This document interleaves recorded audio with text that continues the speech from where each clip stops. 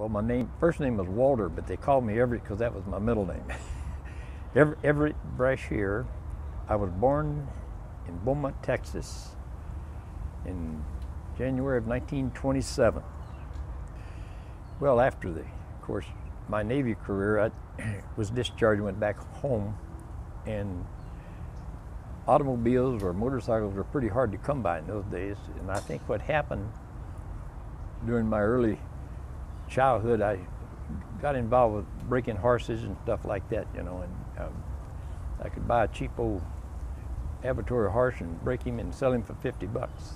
So I ended up, and I bought my first motorcycle. It was a piece of junk, an old 34 BL, and shortly afterward traded it off for a 1940 61 knucklehead, and it started me riding, mostly just riding from country to town, racetrack to racetrack. Then I got interested in maybe becoming a racer, but I got a chance to ride a good 46 WR Harley that an old used car dealer had bought for me to ride. I became real good friends with a lot of the old engine builders all over the country. Some of the most famous Indian builders were guys like Dick Gross, who built a lot of Bobby Hill's Indians, and there's an old boy out of Michigan, Art Hafer. Art Hafer built the fastest Indians I ever saw.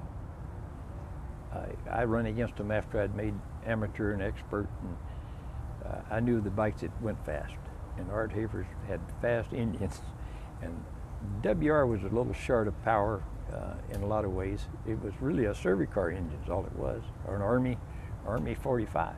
The first time I had gone to the West Coast to run Bay Meadows, I was an amateur, and I met Tom Sifton. And Tom and Larry Hedrick was his rider at the time, and Larry was winning quite a few of the nationals that coming year. And both the guys, Larry and Tom, both kind of took me under their wing to tell me how to make these bikes go a little faster. But it was a great experience working with Tom, because I did get back as an expert a few years later, and I won Bay Meadows. In fact, I won all the miles in California just about.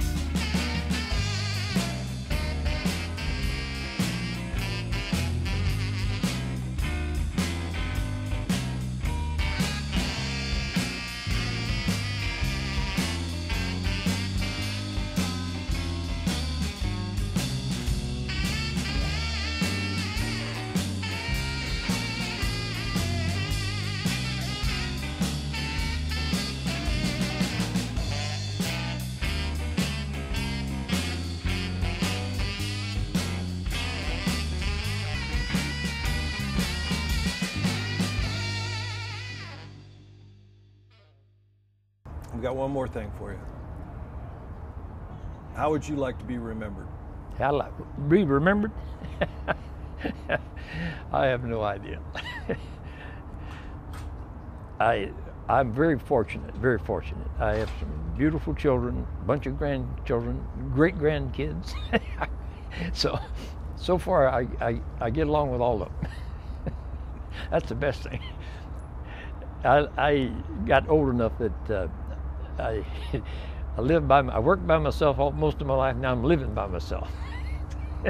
But I got a lovable family to fall back on anytime.